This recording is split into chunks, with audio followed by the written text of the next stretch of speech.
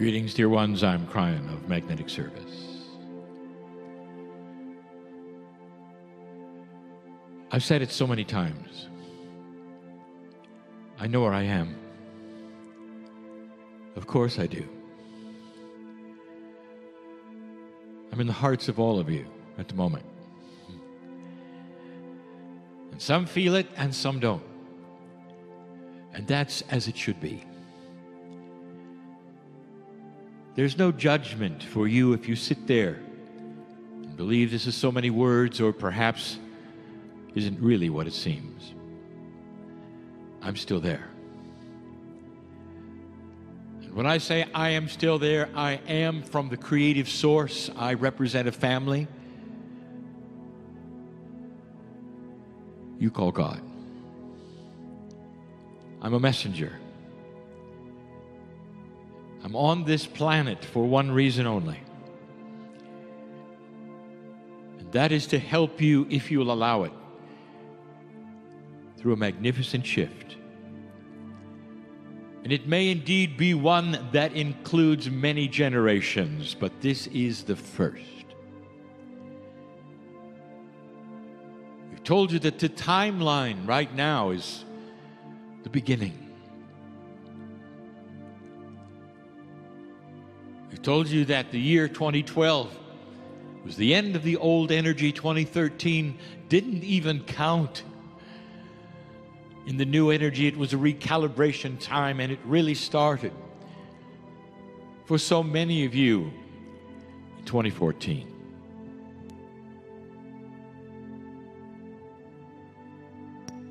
You are in 2015, year 2 of a major shift. It's just the beginning.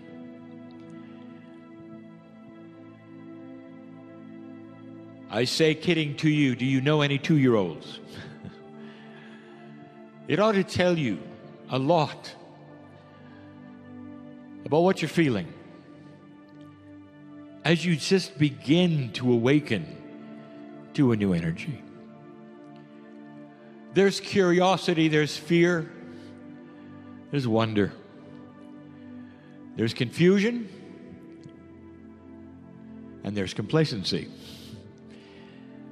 Every single human in this place is unique. You cannot begin to be like the next one. Their akash is so deep, just like yours. Their experience is so different than yours. It is true, and we have discussed it, that there is an attribute of reincarnation where you come in groups, even in families. We've talked about this in terms of geography. Some of you come together over and over, and some of you indeed come from all over to be mixed together instead of one contiguous group.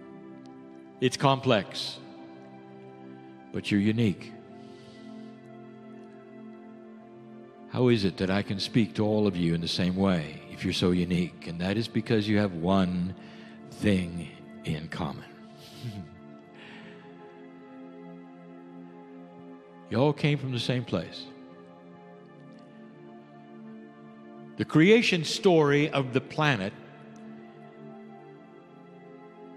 is a metaphor. And in the scripture, it has you becoming aware. It has the angel of God coming down and literally touching humanity and giving them a piece of creation. Awareness of light and dark. Responsibility. What you have in common is this. All of you are part of me, and I of you.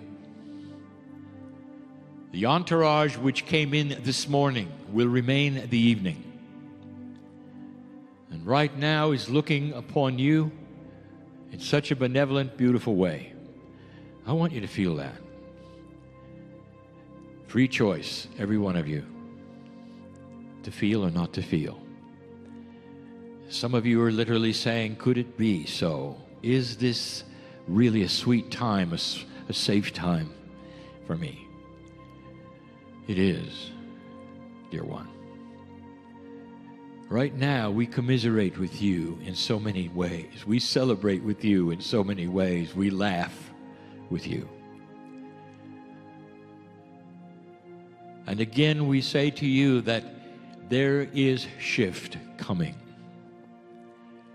There are new paradigms. And I want to talk about that. The grand new paradigms of humanity have been covered. Some attributes that you should know have been covered, and others that I can hardly wait to tell you about.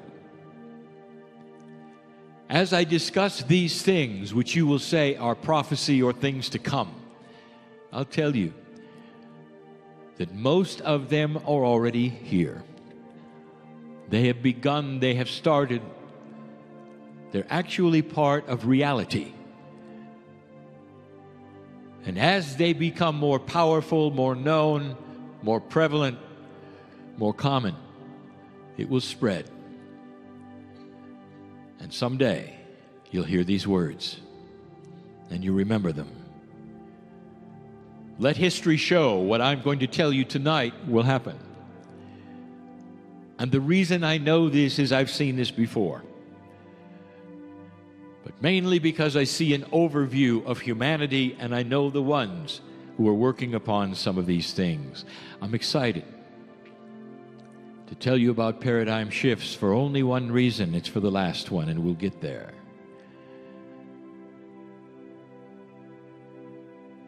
Do you remember computers when they started? Perhaps you've seen pictures if you're young. All computations, even for the office, were mechanical.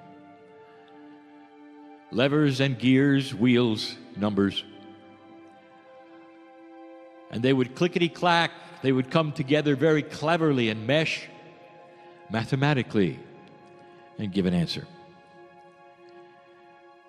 And that is what you had, and you called it the adding, the subtracting, the dividing machine, the computer. That's what you had. And many of you marveled at this, that such a thing could be. And then it all changed. You added something to it that you didn't know existed when it was built. Something that was energy. It was the electronic chip or circuitry. Suddenly, the path of electrons, energy, would flow in certain paradigms, algorithms, to do the same thing that the gears did. Not only did you shrink the machine dramatically to something you could hold in the palm of your hand, but it could do so much more. All those electrons, all that energy. What a paradigm shift that was. You went from that which was mechanical to that which was energetic using circuits. This is the metaphor that's going to happen to you with medicine. Biology and healing and the medicals that you know of now that you call medicine is gears and levers. You've done a good job. You really have with what you had. Very, very cleverly and smartly you have put together chemistry that would push and pull on other chemistry. If there is a chemist listening now, and there is, the person will know exactly what I mean. For the chemical pushes on another chemical, which pushes on another. And you create the desired healing effect and more. It's not pure, is it? It always comes with a price. Those effects that are in addition to the one you wanted quite often are dramatic. And you have to decide, do you want this medication or not? The most profound one is really controversial, called chemo. Let's cure the cancer by killing everything and then healing what we want to. And in the process, the cancer will die. That's pretty radical. This shows you the wheels and the levers. It shows you that which is crass, perhaps, not elegant, perhaps. Side effects, dear ones, will sometimes even kill you. There are those who would say the future is in chemistry, perhaps in genetics. Perhaps you can then alter the genes to do something differently than they were meant to do. Let me tell you, dear ones, you're going to have the same problem and the same issue. You push this and this reacts. It's just a smaller lever, a smaller wheel. Here's what's going to happen. It's already begun. The doctor stands on the stage and he starts telling you not about chemistry, but on a marriage of a multidimensional energy with chemistry. Not chemistry against chemistry, but energy instructing the chemistry that exists in your body. And the chemistry in your body then has an opportunity to react, to change, or not. I haven't spoken to the doctor yet about this, not specifically. It's going to be hard to track it the way science wishes to track it, because it will depend upon the belief and the consciousness and the intent of the patient. And you're not used to that. I sat in a chair just like this over 15 years ago and gave you this message. Only the difference between then and now is that now you're doing it. The future of healing and medicine will not be in chemistry, period. It will be in the multidimensional energies that are custom, tailored, and designed to talk to the cellular structure of the body. All of it will be benevolent. There will be no destructive energy to wipe away a tumor, to dissolve this or that, perhaps through what you call a laser pinpoint coherent light. That's not what we're talking about. We're talking about quantum energy that talks to chemistry and talks its language. And it receives the instructions, and the stem cells awaken and they do their work. That is a paradigm shift. Can you, right now, even imagine a future without chemistry? Oh, there will be some. But not as it is today. Dear ones, can you imagine energetic medicine with no after effects at all? No side effects at all. No leftover energy at all. It goes right to what it should, speaks the language of the cells, and that's all. It's coming. And it's not too far-fetched. Say goodbye to the levers and the wheels and the push of allopathic. It's starting to move. Agriculture is identical. What you have done so far with agriculture is levers and wheels. You push here. You use the chemicals here. Perhaps you even decide to redesign the genome of the seeds. All of this, high tech, isn't it? It's also disastrous because you're playing with the food of the earth, the very sustenance of life, of Gaia. And with good intention, you've decided to use all that you have in the chemistry, in the laboratories, and alter it. And you don't have to. My advice to you is leave the seeds alone. Instead, you're going to find the most robust seeds you can, the most natural ones, unaffected at all, and you're going to treat them with multidimensional energy. And the seeds will see it, and they will know what the instructions are, and you can triple the yield of that which you are growing. And it will not need pesticides because you have told it it won't be necessary. Can you make plants smarter? Yes. Yes. Watch for this. It's coming. It's coming.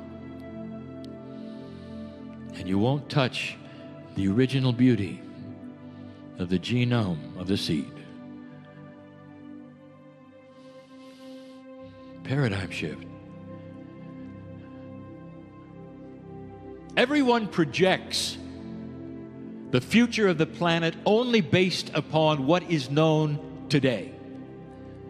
And if you do that, you're stuck with your paradigms of levers and gears, with only so much you can do.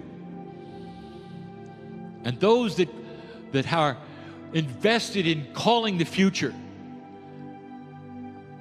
they can't do it what they don't know. You don't know what you don't know. How can you go from A to B, and the B is in the future and A is today, and call it correctly? And the answer is you really can't, because you don't know what's coming. What if you could heal a population with energy, without chemistry, without side effects? What if you grow crops triple, quadruple? No pesticides, no chemicals on them, nothing passed to the human being, making the purity of the foods better than anything you've ever experienced. What if you could do that? Do you see what life extension is all about and what happens next? A paradigm shift that you have no idea how to project.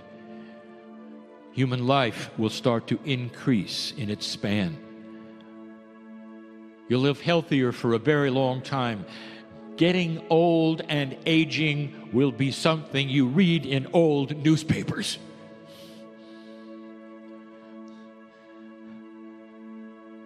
For the inventors in the room,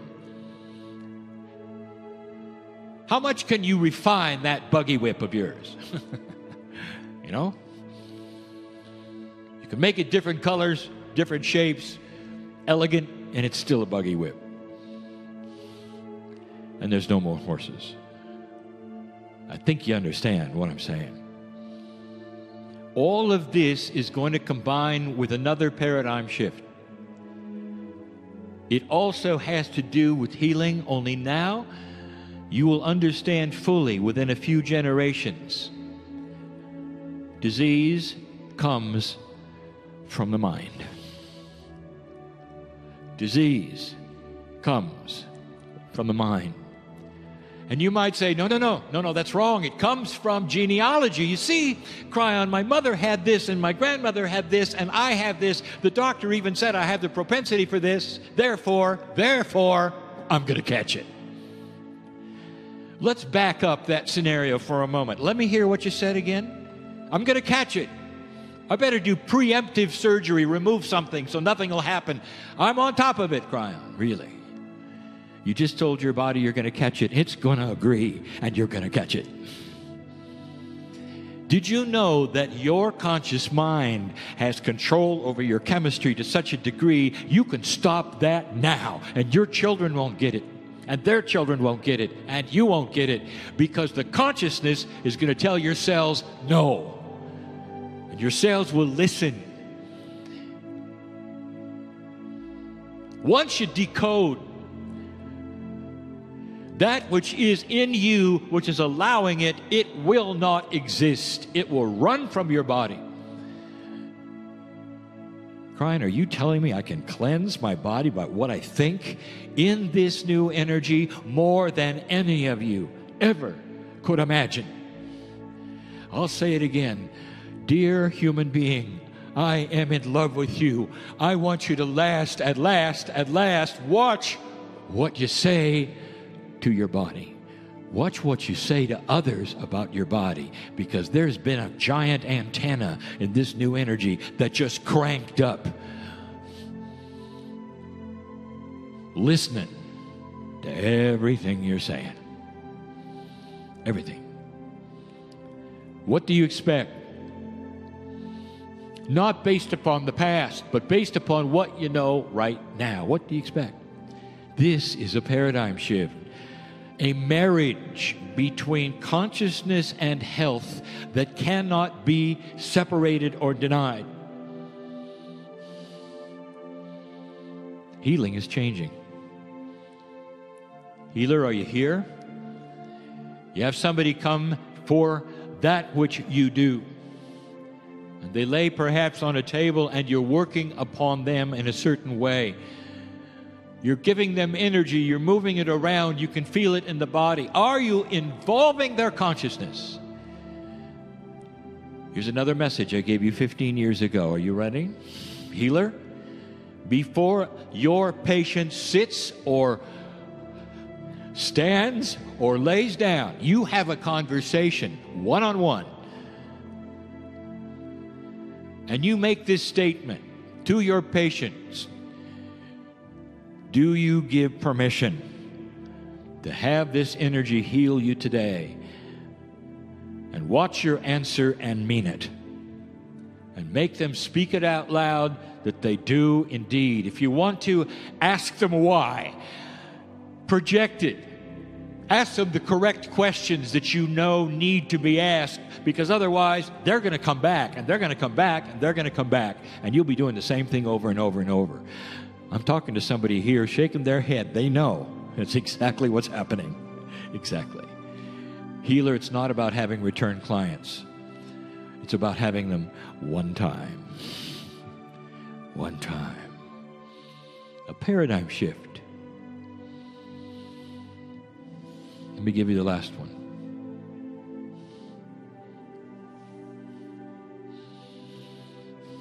What's your relationship with the creative source? How does it fit in your life, and what are you doing with it? Why are you here? Have you gleaned anything today that is different than perhaps what you thought? And if you have, what are you going to do with it?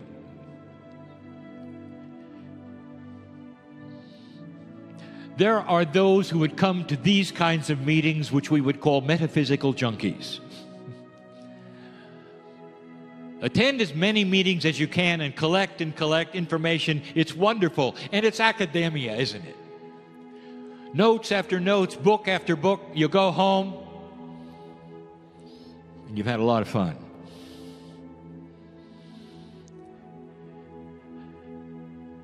There's a paradigm shift coming. You can feel it. There's a wind blowing in this room of change. You're going to have to get practical and apply it. And here's what I mean. This paradigm shift is profound.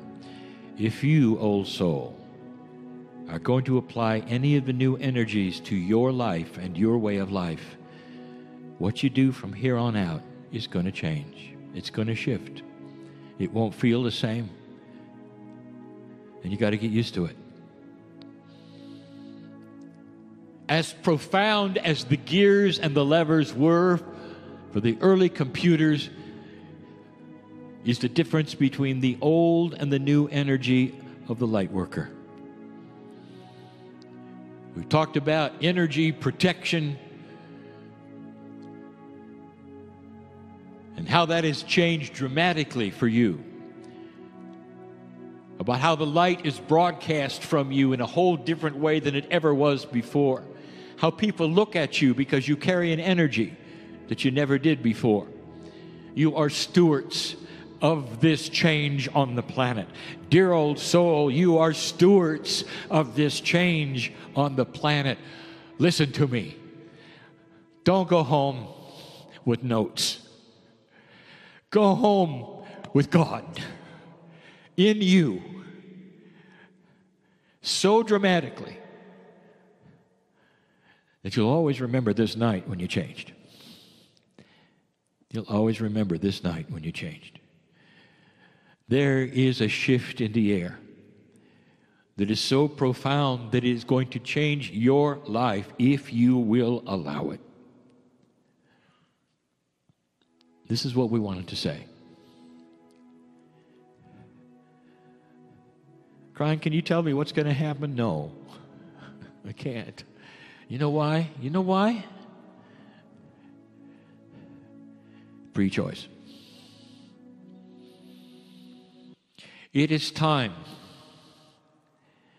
to discover the benevolence of God. Get out of the fear. If you do this, what will happen? You say, I will tell you. We're going to take your hand. That's what's going to happen. And the message we've given so many times is this. The free choice is yours, but if you choose to go with this paradigm shift and relax with it, there is energy here you are going to develop with this new consciousness. The energy is laying there, literally waiting for you to have a consciousness of acceptance. And when you do, things start taking place you wouldn't expect. You didn't plan.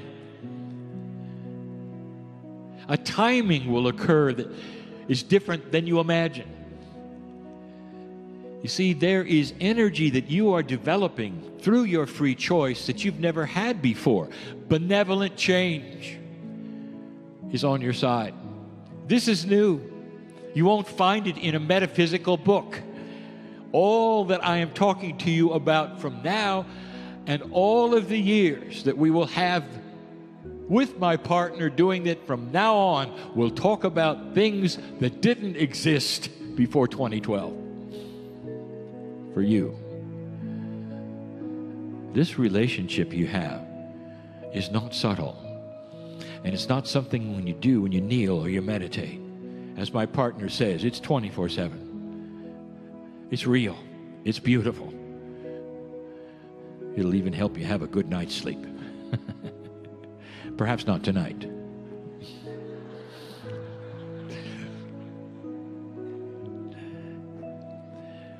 You're in a special area. When you look around the planet and you find areas that are filled with those who will climb a mountain and feel the energies, shop after shop with crystals and crystals, you think it's an accident. You're within multiple vortices of energy. It's different here. It's a good time to make these kinds of choices, where literally the intelligence and the consciousness of the land is in cooperation with you.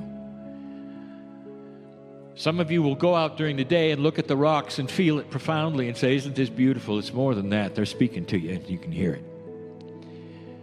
The ancients who were here before you have left you a legacy of an energy of this land that is still pure and beautiful. And you're the stewards to feel it. It's like a bed that you can lay in that you couldn't do at home and make choices. Maybe it's a good place and a good time for that. There's a change in the air. Can't you feel it?